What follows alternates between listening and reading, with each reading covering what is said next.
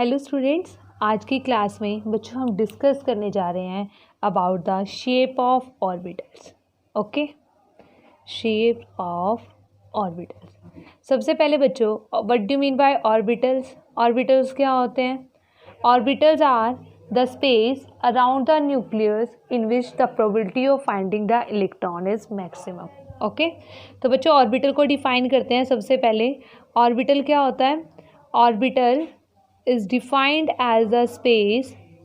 Orbital is defined as a space around the nucleus,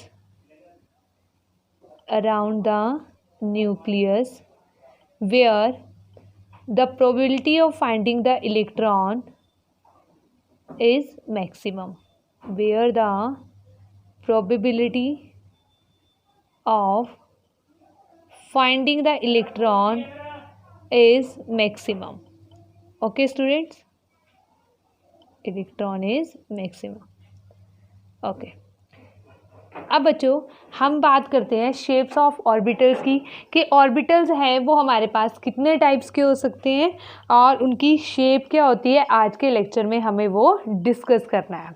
okay students, then first we will discuss about the shape of S orbital.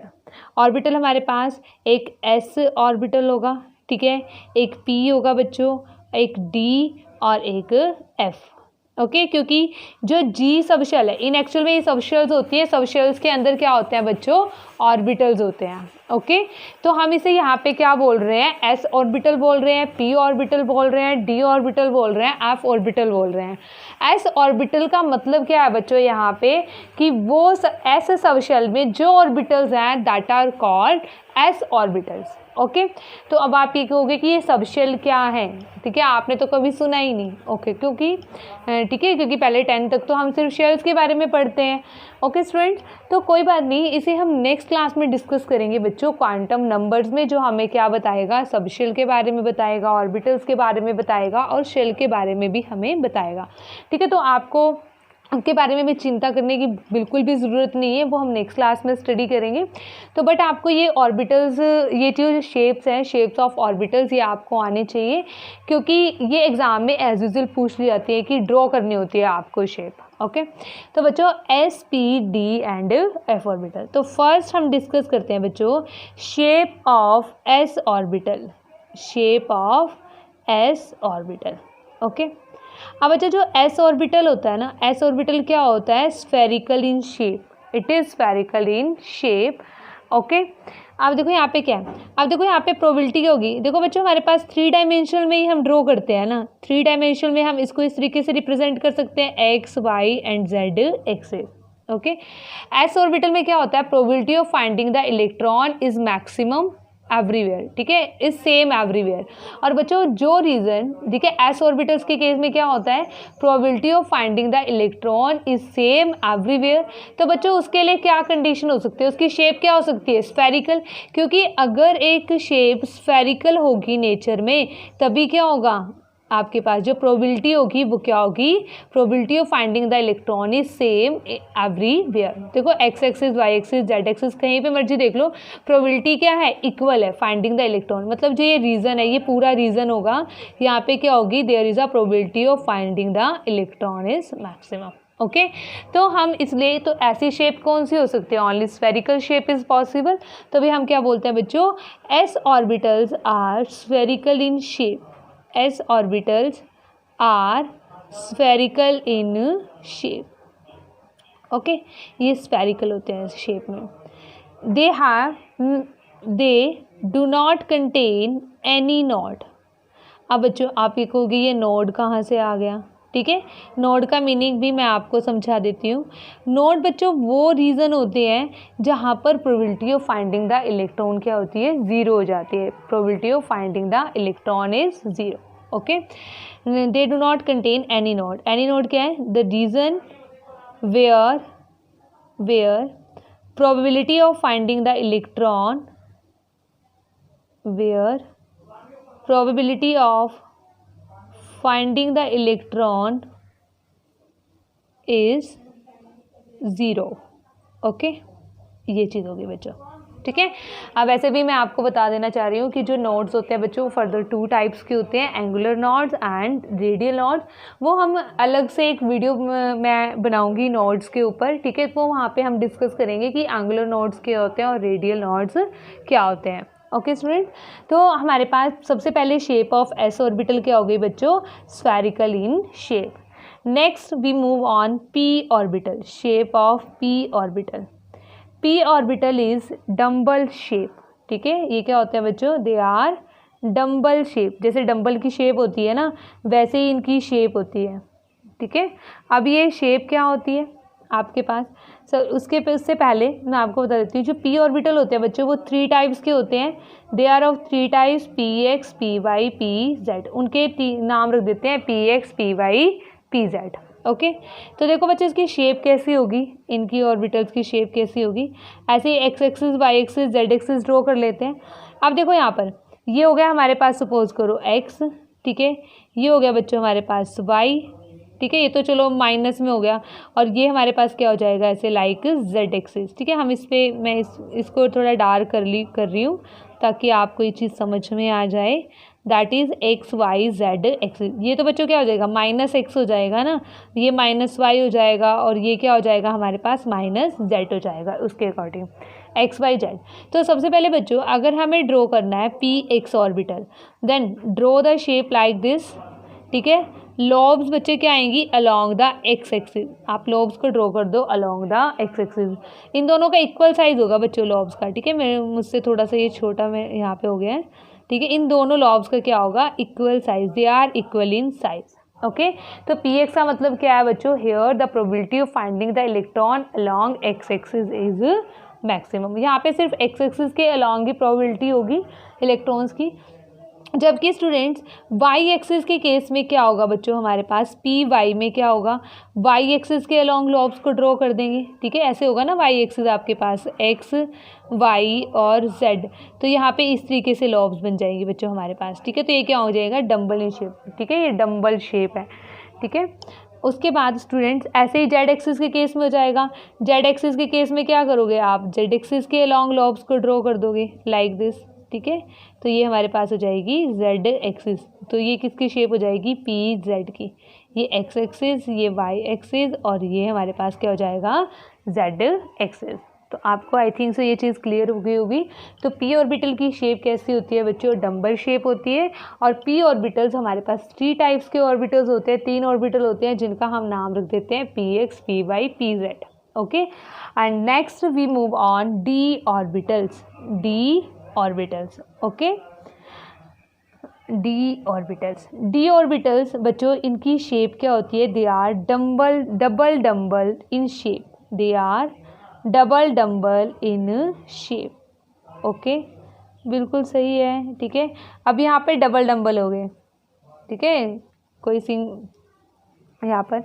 उसके बाद क्या है बच्चों, they are of 5 types, ठीक है। D orbitals are of 5 types. 5 types में कौन कौन सी टाइप्स होंगी बच्चों, इसका नाम क्या होगा, d x y, d y z, d x z, d x square minus y square and d z square. Okay, यहाँ पे नेम क्या थे, p x, P Y, P Z.